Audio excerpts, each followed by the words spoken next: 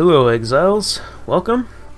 Today I'm gonna share everything that I know, all my knowledge so far, on how to actually get skill gems, how to upgrade your skill gems to higher levels, how to equip support gems into your skill gems, and how to use your spirit gems as well, aka basically your buffs. Well, your buffs and your auras, that is. So for skill gems, you can get these by doing quests and getting them from drops from monsters. Now the higher level area you go into, the higher level skill gem you're gonna get. So of course in the beginning of the game you're gonna get like 1, 2, 3, so on, and the higher acts you go into, higher level skill gems will drop. So depending on the zone that you go into, so let's say I'm gonna go into Act 1 right here, and let's say you're trying to get a higher level skill gem. Well, you gotta keep going into higher level areas. You could see the monster level, it'll tell you right here, and certain areas depict on what kind of skill gem you're going to get. So if let's say you're a high level and you go into a low level, they're always gonna drop low level skill gems. You're not going to get a high level one out of it. If you want a high level, you gotta go into the high level areas. So how do you use these? You right click them and it will show you all the skills that you can learn from your respective class. There is, I think, 6 classes now, and I think they're going to add more later on. So let's say I want to upgrade this lightning ball right here. So if I press a G, it'll open up this skill gem, or the skills menu. Now if I put lightning ball in here, that's my skill gem, and if I want to use lightning ball laning, I click it and I drag it over to whatever keybind I want to use. Now this one is, I believe, level 11. It doesn't. I get buffs from my my gear. So if I want to upgrade it, I gotta use a level 12 skill gem because it's higher than what I have. So if I right click it, go to my click on this, and you can upgrade it that way. That's how you upgrade your gems, as long as you have a higher level skill gem for it. So let's talk about support gems. So what these do is basically they add a gem that empowers your spell, or your whatever kind of spell you're using basically. So you get 3 tiers in this game, 1, 2, and 3, and I'll show you how to get those later on. But if I right click on it and I go to, I don't know, let's just go back to ball lightning, it'll tell you in tier 1, these are my available support gems that I could put into this these slots right here. I only get 2 slots, and I'll show you how to upgrade these slots too. So if you click on this little arrow right here, it says show recommended gems, and you unselect that, you can see all the gems that can go into ball lightning. So these are everything you can go. These are tier 2, and these are your tier 3s. And you can also search for stuff. I don't know, let's say I want to search for spell echo or something. Spell or echo. Probably doesn't let you put spell echo in here. Only certain ones. Okay, so spell echo doesn't go into that, but we can cycle through, and it looks like conductivity has spell echo, so we can put spell echo in that. But anyhow, that's how you search for support gems, and this shows you all the ones that can go into it potentially. So if I wanted to, I could put concentrated effect, and I'll just do it for video's sake, and I can engrave it, and that will automatically go into your support gem. Now you can also take these out too as well. You just right click it, take it out. You can put it back in if you want. You could swap it in with other stuff too if you want, as long as it supports it. And if you actually hover over it, it'll say in the little tab in the left corner, it'll show supportable skills, and that's just the ones that you have in this skills menu right now. So let's just put that back in, and I can put in two support gems if I wanted to. So if I go into my stash and I wanted to put another support gem, I could. If I right click on it, I go back into my lightning ball, and I can't do some of these because some of these gems you can only use one support gem in your whole entire skill selection. So Unleash is currently being used already, that's why it's kind of grayed out. So if I hit this arrow, and these are all the stuff I could put into lightning ball. So I could put Arcane Surge if I wanted to, but I'm not going to right now because there's no point in wasting that right now. So if I want to get higher support gems, I'm going to need support gems level 2. So if I right click it, it'll show you the tier 2s I can now select and use, and then I can also start using tier 2 support gems. So how do you actually get more support gem slots, like some more sockets? How do you get more? See how my arc has a 3rd slot in here, and there's potential room for a 4th and a 5th? Well, you're going to need actually, before I go into that, let me talk about how you get support gems.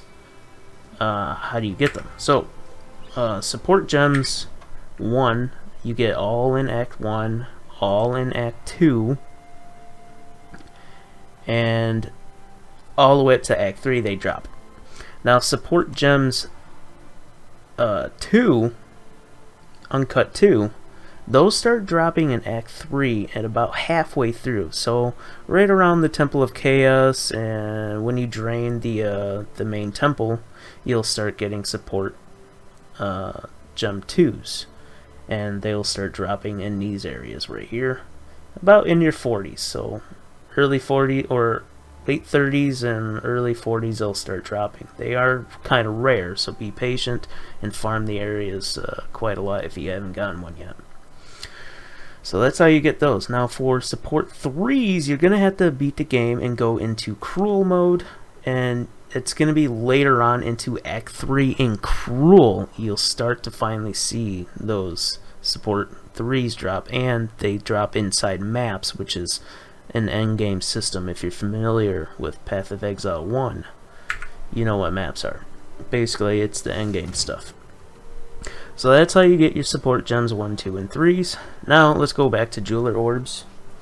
What these do is you can use these to upgrade your gem sockets, or your skill sockets basically. So if I wanted to put mana remnants and add another socket to it, I right click my Jeweler's Orb and I hover over the skill, and then I select it, and that will unlock this socket right here. But I'm not going to do it with this because I don't want to waste it on that, because these are kind of rare. So how do you get Jeweler Orbs? And how do you unlock the 4th and the 5th slot? Well, this Lesser Jeweler Orb unlocks the 3rd slot, and the next one, I believe, it's probably going to be like Lesser, Greater, and then whatever this last one's going to be. This would be your 3rd slot, this would be your 4th slot, and this would be your 5th slot. That's how you unlock those slots inside your skill gem sockets or whatever. So how do you actually get Lesser Jeweler Orbs? Well, I got my first one in Act 2 at the very end. So like it was right about in like up in this area, the Dreadnought. That's when I got mine, and then I started seeing a couple more start dropping during Act 3. So that's how you get those. Now as far as the higher ones, the Greater and the last one, I'm pretty sure that's going to be in Cruel, probably late Act 2 and late Act 3. And then probably Maps is when the last one's probably going to drop. So that's how you get your jewelers, and that is how you upgrade and unlock your sockets for your support gems. So now let's talk about spirit gems. What do these do? These are basically your buffs. That's basically what it comes down to. These are your buffs.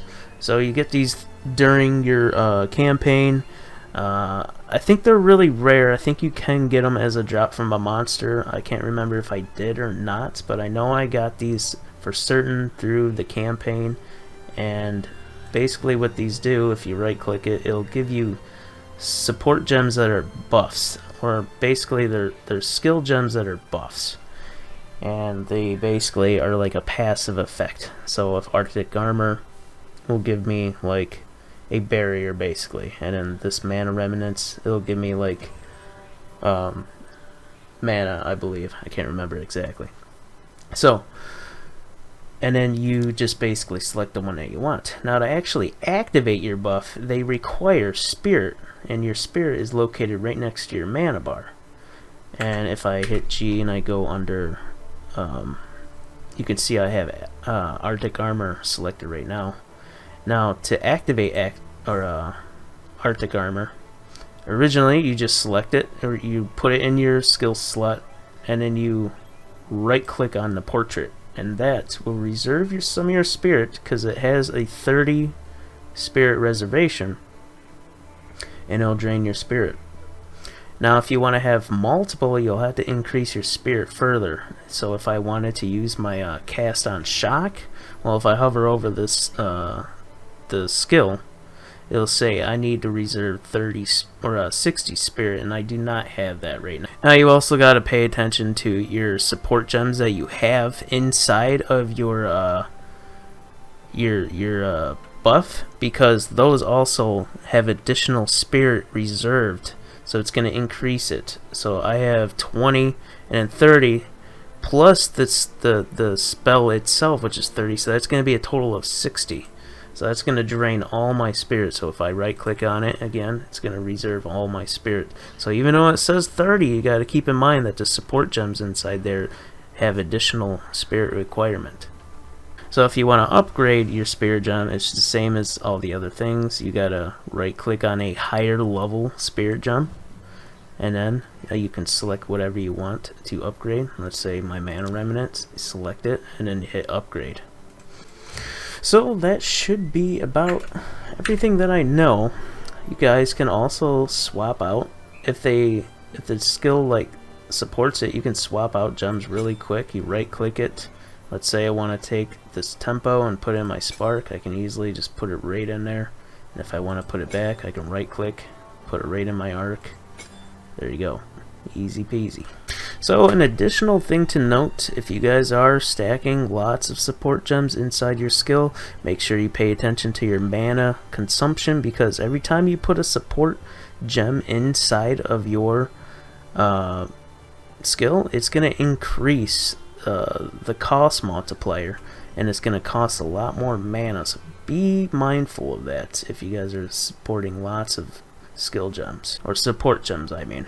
And before I go, I believe later on we will be able to actually upgrade our gems even further with gem cutters, but unfortunately I don't have a gem cutters and I don't know how it really works in this game, but I assume you'll be able to increase the quality of your gems, further increasing your stats on them.